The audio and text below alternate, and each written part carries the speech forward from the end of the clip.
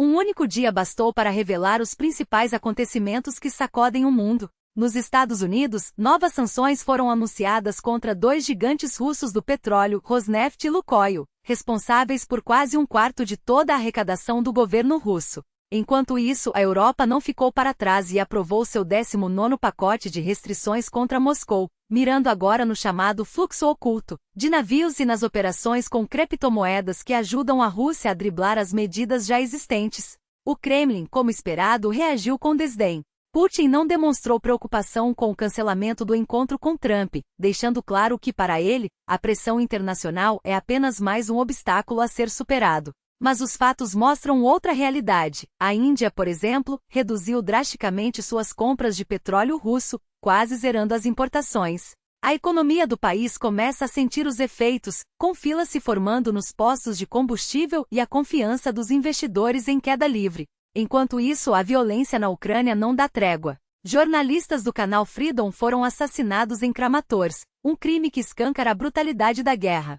Na Hungria, Viktor Orbán aproveitou o aniversário da invasão russa para atacar Kiev, mas a resposta das ruas foi imediata. Manifestantes tomaram as avenidas com cartazes pedindo o fim de seu governo. A mensagem não poderia ser mais clara: a Europa não tolerará mais líderes que flertam com o autoritarismo. Do outro lado do Atlântico, o primeiro-ministro britânico Siddharth Pin deu início a uma verdadeira faxina nas Forças Armadas, afastando generais que antes eram vistos como intocáveis.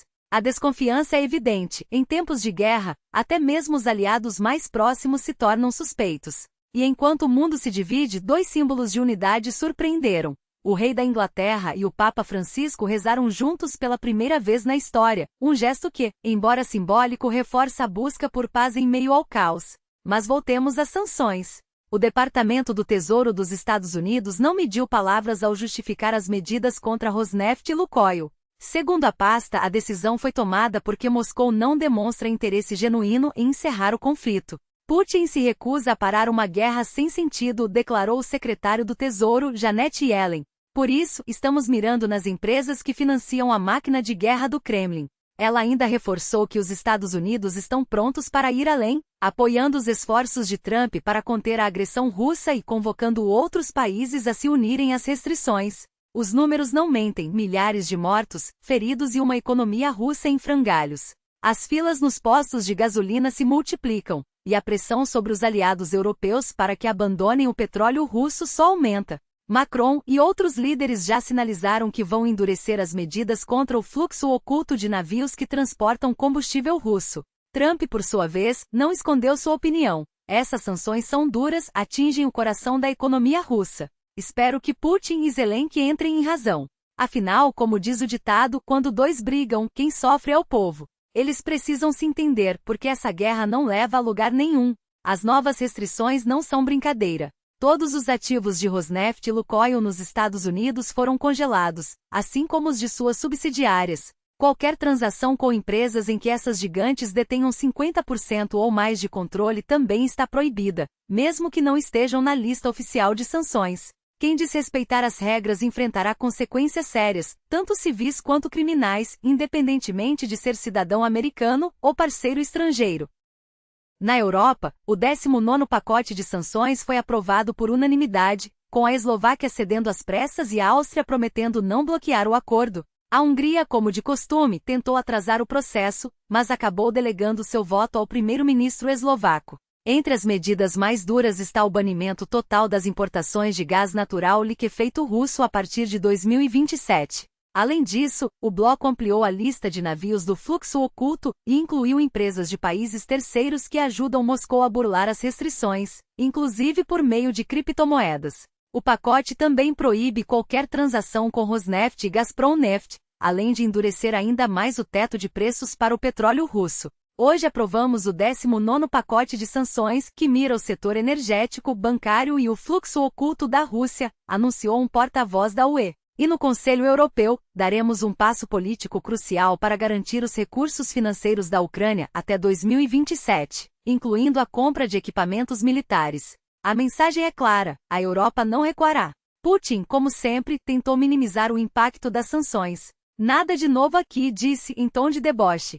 Claro que haverá consequências. mas nossa economia não será abalada. Tentam nos isolar, mas uma nação que se respeita não se curva a pressões externas. Ele ainda ameaçou retaliações duras caso o Ocidente cruze certas linhas vermelhas. Se continuarem avançando, a resposta será severa.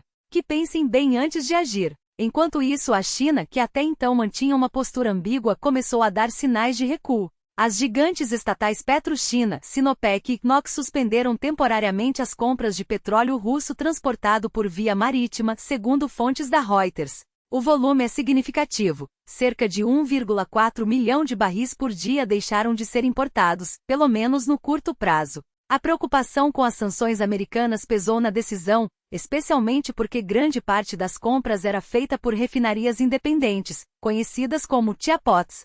O cenário é complexo, mas uma coisa é certa: a pressão sobre a Rússia só aumenta. Sanções econômicas, isolamento diplomático e a resistência ucraniana estão minando as bases do regime de Putin. A pergunta que fica é: até quando Moscou conseguirá sustentar essa guerra? A resposta pode estar mais próxima do que se imagina. As importações chinesas de petróleo russo, embora ainda significativas, já não são o porto seguro que Moscou imaginava. Os números não mentem. Enquanto o volume transportado pelo oleoduto atinge cerca de 900 mil barris diários, a realidade é que a PetroChina, principal destino desses carregamentos, opera em um mercado cada vez mais pressionado pelas sanções. E o que parecia um escudo contra as restrições ocidentais começa a mostrar rachaduras. Afinal, mesmo que Pequim insista em rejeitar medidas unilaterais, a verdade é que o jogo mudou. A Índia, antes um dos maiores compradores do petróleo russo, já sinaliza cortes drásticos para evitar represálias americanas. O resultado? Uma queda abrupta na demanda que ameaça estrangular as receitas de Moscou, forçando o Kremlin a buscar alternativas desesperadas, e muitas vezes opacas, para manter suas exportações. Enquanto isso, a guerra na Ucrânia não dá trégua. O ataque com drones Lancet que ceifou a vida da jornalista Helena Gubanova e do cinegrafista Evgeny Kormazin em Kramatorsk não foi apenas mais um episódio de violência. Foi um crime de guerra, como classificou o comissário de direitos humanos da Ucrânia, Dmitry Lubinets.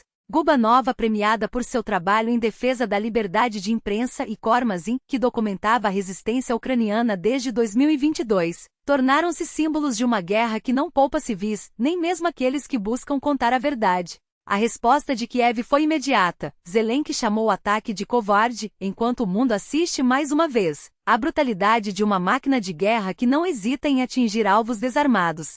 Mas se a Rússia conta com aliados reticentes como a China e parceiros cada vez mais distantes como a Índia, o Ocidente também enfrenta suas próprias divisões. Em Budapeste, Viktor Orbán voltou a desafiar a unidade europeia, acusando a UE de alimentar a guerra ao apoiar a Ucrânia.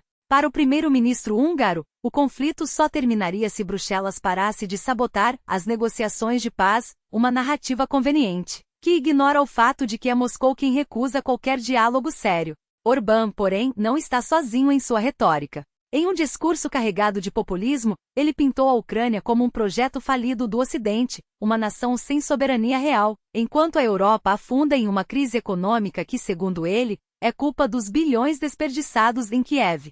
O tom é familiar: dividir para reinar, explorar o descontentamento popular e apresentar-se como o único líder capaz de proteger a Hungria dos interesses alheios. Mas a realidade é mais complexa e menos favorável a Orbán. Enquanto ele acusa o Ocidente de colonizar a Europa, milhares de húngaros tomaram as ruas de Budapeste para protestar contra seu governo. Liderados pelo opositor Péter Magyar, os manifestantes denunciaram corrupção, autoritarismo e o declínio econômico que transformou a Hungria em um dos países mais pobres da UE. Se continuarmos assim, seremos a próxima Belarus, alertou Magyar, ecoando o desespero de uma população que vê seus jovens emigrando em massa e seus serviços públicos colapsando. Para ele, a solução não está em alinhamentos geopolíticos duvidosos, mas em uma mudança de regime. Não nos importamos com Putin. O povo russo sofre tanto quanto nós, declarou, em um raro momento de franqueza em um cenário político dominado por jogos de poder. Enquanto a Europa debate seu futuro, a China segue seu próprio caminho, mas não sem turbulências. O recente plenário do Comitê Central do Partido Comunista trouxe uma mensagem clara: Pequim está determinada a fortalecer suas forças armadas, combater a corrupção nos altos escalões militares e acelerar sua autossuficiência tecnológica.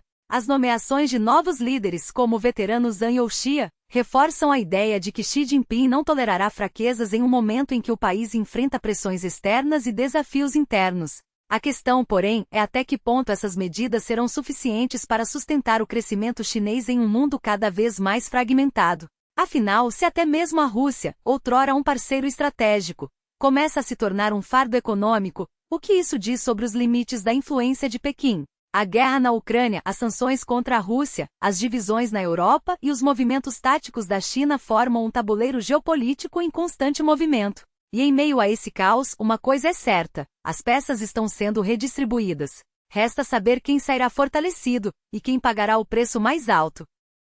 Enquanto o mundo observa atentamente cada movimento no tabuleiro geopolítico, Pequim não perde tempo em consolidar seu poder interno. A recente reestruturação da Comissão Militar Central, a maior em 8 anos, não foi apenas uma troca de cadeiras, mas um sinal inequívoco de que Xi Jinping não tolerará fraquezas em seu exército. A substituição de 9 generais, incluindo figuras de alto escalão como He Weidong, sob acusações de corrupção, não é mera coincidência, é uma demonstração de força. Zhang Youxia, agora à frente da Comissão de Inspeção Disciplinar, não é um nome qualquer. É um homem de confiança absoluta, um veterano com décadas de lealdade comprovada. Seu novo posto não deixa dúvidas: o Partido Comunista Chinês está fechando fileiras, apertando o controle sobre suas forças armadas e eliminando qualquer sombra de desvio. E se alguém ainda tinha ilusões sobre a tolerância de Pequim com a corrupção, o Ministério da Defesa foi claro: a caça aos corruptos não tem prazo para acabar. Enquanto isso, do outro lado do mundo, um gesto aparentemente simbólico carrega um peso histórico que poucos poderiam prever. Quando o rei Charles III, líder supremo da Igreja Anglicana, ajoelhou-se ao lado do Papa Francisco na Capela Sistina para uma oração conjunta, não estava apenas cumprindo um protocolo diplomático. Estava reescrevendo séculos de divisões. Há mais de 500 anos, Henrique VIII rompeu com Roma e transformou a Inglaterra em um bastião do protestantismo, um cisma que gerou conflitos, perseguições e uma rivalidade religiosa que moldou a Europa. Agora, diante dos olhos do mundo, o monarca anglicano e o líder da Igreja Católica uniam suas vozes em um ato de reconciliação. Não foi apenas uma oração, foi o reconhecimento tácito de que em um mundo assolado por novas guerras de fé e polarizações, até mesmo as feridas mais antigas podem e devem ser cicatrizadas. Mas o simbolismo não parou por aí. Após o momento histórico na Capela Sistina, Charles e o Papa Francisco não se limitaram a gestos vazios. Juntos discutiram o futuro do planeta, alinhando-se a organizações climáticas em um compromisso claro. As grandes instituições, sejam elas religiosas ou monárquicas, não podem mais se dar ao luxo de ignorar a crise ambiental. A visita à Basílica de São Pedro, seguida de encontros com líderes católicos, reforçou uma mensagem ainda mais poderosa: em tempos de incerteza, até mesmo as tradições mais arraigadas precisam se reinventar. E se até a realeza britânica e o Vaticano, duas das instituições mais conservadoras do mundo, estão dispostas a romper com o passado, o que isso diz sobre a urgência de mudanças em todas as esferas?